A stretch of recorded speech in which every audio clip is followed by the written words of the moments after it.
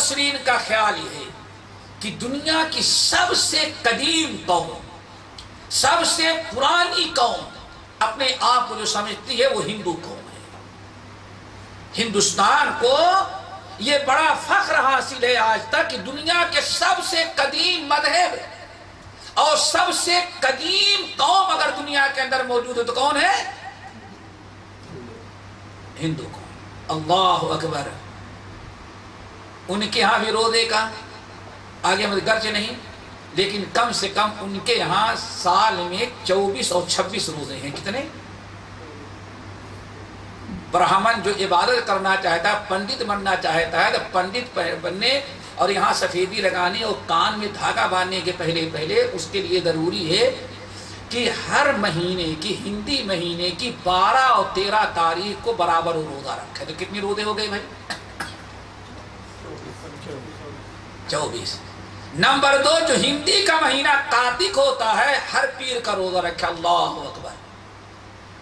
کتنے ہو گئے؟ 24 اور 4 28۔ اللہ اکبر۔ ایک شخص جو مکے کے پہاڑیوں میں پیدا ہو اور مکے سے کبھی باہر قدم نہ اٹھایا رکھا ہو، ایسے نہیں پوری دنیا کی تاریخ، میں نے صرف ایک ملک کو بتایا جس کو بڑا فخر ہے کہ دنیا کی سب سے پرانی قوم اور سب سے قدیمی مذہب کس کے پاس موجود ہے؟ ہندو کا۔ ان کے یہاں بھی تقریباً 1 مہینے کا روزہ تو فرض رکھا گیا، سمجھا گیا۔ نبی علیہ السلام کا یہ اعلان کر دینا کہ اے دنیا کے لوگوں، میں نے جس عبادت کی فرضیت کا تمہیں اعلان کیا، دعوت دیا ہے، یہ کوئی نئی اور انوکھی عبادت نہیں ہے۔ کما کتب علی الذین من قبلکم، یہ وہی عبادت ہے جو ہم سے پہلے جتنی قومیں امتیں گزری ہیں یا موجود ہیں، ہر ایک کے اندر یہ روزے کی عبادت پائی جاتی ہے۔ یہ تو روزے کی اس آیت کے متعلق 5 باتیں تھی۔ اللہ تعالی ہم سب کو یاد رکھنے کی توفیق نصیب فرمائے۔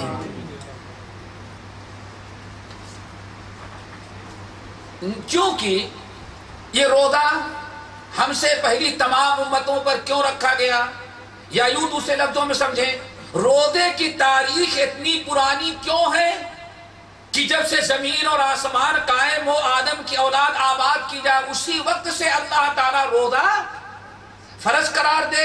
اس کی وجہ کیا ہے؟ اس کی وجہ اصل میں اس کی وجہ یہ ہے کہ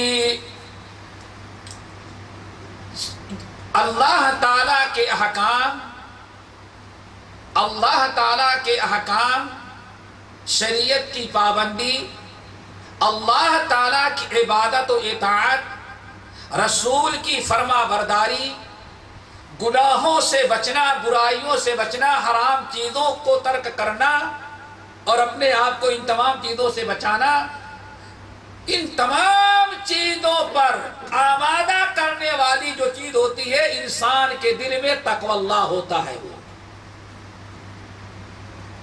سمجھیں، پہلے ہر نیکی کرنے اور ہر برائی سے بچنے پر جو چیز انسان کو آمادہ اور مجبور کرتی ہے وہ انسان کے دل میں اللہ تعالیٰ کا تقوی ہے۔ تقوی اللہ اگر انسان کے دل میں ہے تو یہی تقوی اللہ انسان کو اللہ تعالیٰ کی فرما برداری پر، رسول کے اطاعت پر اور نافرمانی سے بچنے پر آمادہ کرتا ہے۔ جب آپ نے یہ بات سمجھ لیا کہ ہمیشہ نیکی کرنے پر آمادہ کرنے والی اور برائی سے بچنے پر آمادہ کرنے والی چیز جو ہے وہ تقوی اللہ ہے، اسی لیے امام احمد بن حنبل رحمۃ اللہ علیہ نے حضرت ابو سعید خدری رضی اللہ تعالیٰ عنہ سے روایت کیا کہ نبی علیہ السلام کے پاس میں آیا، میں نے کہا یا رسول اللہ آپ مجھ کو وصیت کریں۔ بلکہ حدیث اس طرح سے ہے کہ ایک شخص ابو سعید خدری رضی اللہ تعالیٰ عنہ کے پاس آیا اور کہا یا ابا سعید اوصنی، ابو سعید ہم کو کچھ وصیت کرو۔ حضرت ابو سعید ہنس پڑے، کہا اللہ کے بندے لقد سألت عنی ما سألت عنہ رسول اللہ صلی اللہ علیہ وسلم، آج تو تو نے مجھ سے وہی سوال کیا جو میں نے اللہ کے رسول سے اس سے پہلے سوال کر چکا ہوں. تم نے کوئی نیا سوال نہیں، تم نے ہم سے کیا اور ہم نے یہ سوال رسول اللہ صلی اللہ علیہ وسلم سے کیا. تو اللہ کے رسول نے ہم کو فرمایا یا ابا سعید، یا ابا سعید اوصیک بتقوی اللہ فإنہ رأس کل شیء وعلیک بالجہاد فإنہ رہبانیۃ الاسلام وعلیک بذکر اللہ وتلاوۃ القرآن فإنہ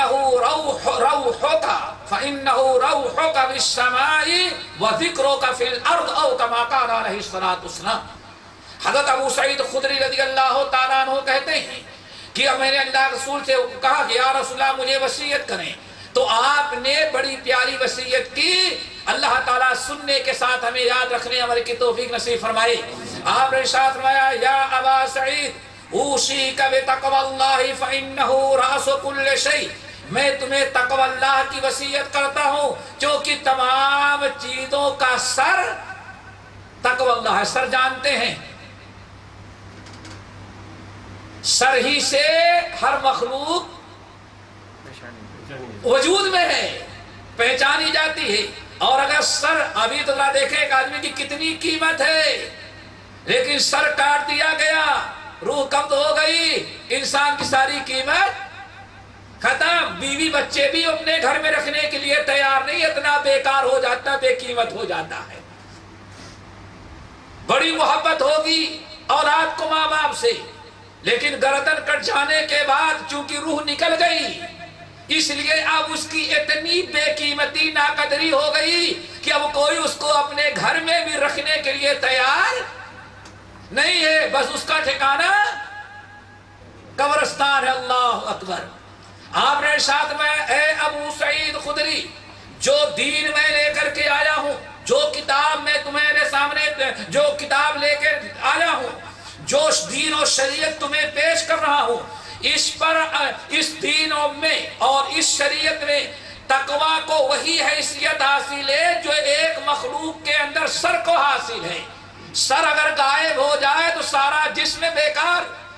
ایسے ہی فَإِنَّ أُوصِيكَ بِتَقْوَى اللَّهِ فَإِنَّهُ رَأْسُ كُلِّ شَيْءٍ، میں تمہیں تقوی اللہ کی وصیت کرتا ہوں کیونکہ تمام باتوں کا سر تقوی اللہ ہے. تقوی اللہ ہے تو نماز پڑھو گے، تقوی اللہ ہے تو سود سے بچو گے، تقوی اللہ ہے تو روزہ رکھو گے، تقوی اللہ ہے تو شراب سے بچو گے.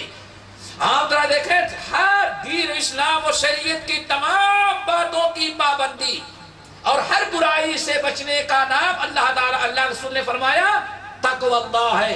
اوصیک بتقوی اللہ فإنہ رأس کل شیء. یہی نقطہ یاد رکھیے گا کہ تمام احکام الہیہ پر، آسمانی کتابوں پر، نبی کی لائی ہوئی شریعت پر، تمام محرمات اور عام چیزوں کے ترک کرنے پر، ہر تمام چیزوں کا قدار و مدار اللہ نے تقوی اللہ پر رکھا ہے.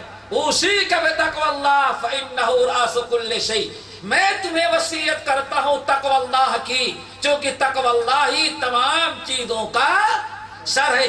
ہر نیکی کے کرنے اور ہر برائی سے بچنے کا سر اللہ تعالیٰ نے تقوی اللہ رکھا ہے. اللہ سب کو تقوی سے نوازے. پھر آپ نے ارشاد فرمایا وعلیک بالجہاد، اور تم جہاد کرتے رہنا. فإنہ رہبانیۃ الاسلام، یہی اصل میں اسلام کی رہبانیت ہے. نمبر 3 اور 4 آپ نے بڑی پیاری نصیحت کی. وعلیک بذکر اللہ وتلاوۃ القرآن، اور اے ابو سعید میں تمہیں وصیت کرتا ہوں کہ ہمیشہ اللہ تعالیٰ کا ذکر کرنا اور اللہ کی کتاب کو پابندی سے تلاوت کرنا. وعلیک بذکر اللہ وتلاوۃ القرآن، میں تمہیں وصیت کرتا ہوں کہ لازم پکڑ لو ہمیشہ اللہ تعالیٰ کا ذکر کرنا اور پابندی سے اللہ تعالیٰ کی کتاب قرآن کی تلاوت کرنا. کیوں؟ فَإِنَّهُ رَوْحُكَ فِي السَّمَاءِ، اگر تم ہمیشہ اللہ تعالیٰ کا ذکر کرو گے، اللہ تعالیٰ کی کتاب کی تلاوت کرو گے، تو آسمان پر یہ تمہارے لیے راحت کا، رحمت کا، برکت کا، خوشگواری کا سبب بنے گا. آسمان پر جب تم جاؤ گے مرنے کے بعد تو ہمیشہ تم ہرے بھرے رہو گے.